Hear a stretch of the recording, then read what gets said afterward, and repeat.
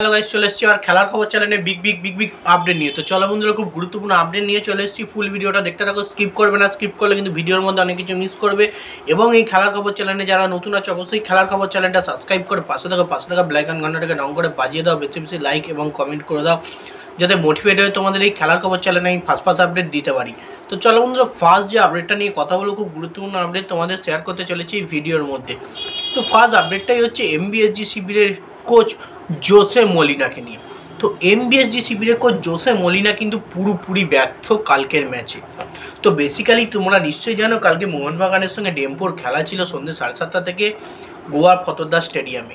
সেই ম্যাচটা কিন্তু গোল শূন্যভাবে শেষ হয় এবং মোহনবাগান কিন্তু যতই চেষ্টা করুক কিন্তু ডেম্পোকে কোনো রকমই গোল দিতে পারেনি। তারা দুর্দান্তভাবে ডিফেন্স করে রুখে দিয়েছে এবং মোহনবাগান কোচ যে প্ল্যানিংয়ে কালকে দল নামিয়েছিল প্রথমে এবং হাফ টাইমের পর আবার প্ল্যান চেঞ্জ করে প্ল্যান বিতে আসে, সেই প্ল্যানিং মানে দুটো প্ল্যানিংই কিন্তু কোনো রকমই কাজে লাগেনি কালকে। তাও সেই গোল শূন্যভাবেই 90 মিনিটে খেলা শেষ হয়েছে, কেউ গোল করতে পারেনি, ম্যাচটা ড্র হয়েছে, কেউ জিততে পারেনি, এক পয়েন্ট পেয়েছি। এবং সবথেকে বড় ব্যাপার যেটা হচ্ছে, দুটো প্ল্যান মিসের কারণেই কিন্তু পুরোপুরি জোসে মলিনা কালকের ম্যাচে ব্যর্থ। এবং কাল ম্যাচ শেষে জোসে মলিনার মুখে প্রচুর পরিমাণে একটা অন্যরকম অনুভব আমরা দেখেছি, চিন্তার ভাঁজ দেখেছি, যেহেতু এই ডেম্পোর মতো টিমের কাছে তার দল ড্র করেছে।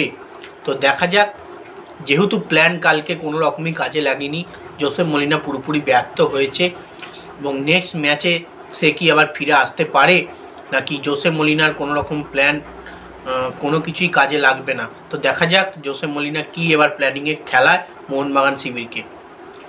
তো নেক্সট যে আপডেটটা নিয়ে কথা বলবো, খুব গুরুত্বপূর্ণ আপডেট। কালকে কিন্তু অ্যালবার্টো রড্রিগেজ থেকে শুরু করে দিমিত্রি পেত্রাতস, সাহাল আব্দুল সামাদ সবাই কিন্তু পুরোপুরিভাবে চেষ্টা করে ফেলেছে মোহনবাগানের জালে কীভাবে গোল মানে বল মোহনবাগান কীভাবে যে ডেম্পো এফসির জালে বল জড়াবেন, কিন্তু তাও কোনো রকমই পুরোপুরি প্রতিটা প্লেয়ারও ব্যর্থ।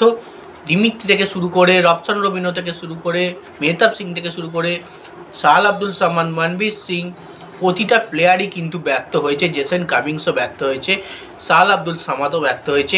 কোনো মোহনবাগান ফুল স্কোয়াডও নামিয়ে দেওয়া হয়েছিল, মানে কিছু প্লেয়ার তুলে আবার কিছু প্লেয়ার নামিয়ে দেওয়া হয়েছিল, মানে পূর্ণ শক্তি কিন্তু দিয়ে দেওয়া হয়েছিল যাতে ডেম্পোর ডিফেন্স ভাঙা যায়। ডেম্পোর হয়তো ডিফেন্স ভেঙে দিয়েছে, ডেম্পোর গোলকিপার অসাধারণ গোলকিপিং করেছে, দুর্দান্ত সেভ করেছে, মাঝে মাঝে ডিফেন্সও ডেম্পোর ভালো করেছে, তাও কিন্তু গোল আনতে পারিনি। তো যাই হোক, দেখা যাক নেক্সট টাইম এই মোহনবাগান প্লেয়াররা অন্য ম্যাচে ভালো পারফরমেন্স দিতে পারে কি না। একদম বাজে পারফরমেন্স কিন্তু কালকে আমরা দেখেছি, ডেম্পো অসাধারণ ডিফেন্স করে বেরিয়ে গেছে। এবং সবথেকে বড় ব্যাপার যেটা হচ্ছে, এত বড় বড় মানের প্লেয়ার, 4-5টা বিদেশি নিয়ে যে দল খেলছে, ডেম্পোর মতো দলে কিন্তু কোনো বিদেশি নেই, তারা কিন্তু এত ভালো পারফরমেন্স করলো এবং ম্যাচটাকে ড্র করলো।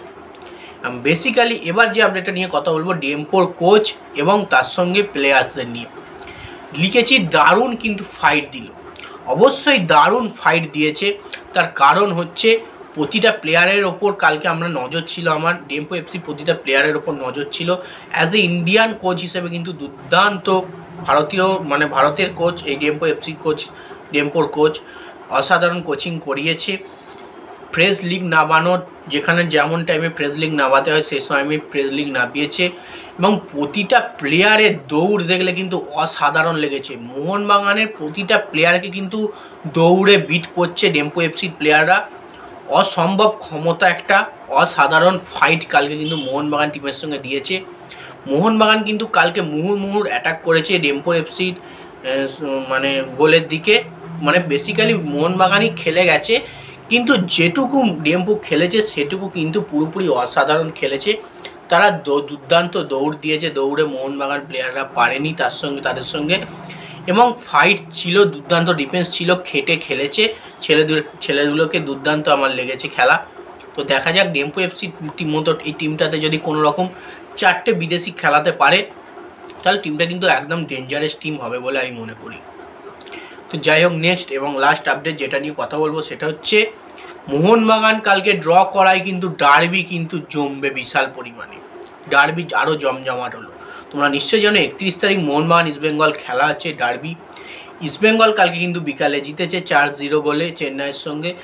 জিনিসটা ইকুয়াল হয়ে গেল, মোহনবাগানে একটা ড্র একটা জিত, ইস্টবেঙ্গল একটা ড্র একটা জিত। তো সেক্ষেত্রে অবশ্যই ডার্বি এবার জমবে, যে জিতবে সে কিন্তু 1 নম্বর স্থানটা থাকবে এবং সেকেন্ড রাউন্ডে কোয়ালিফাই করবে।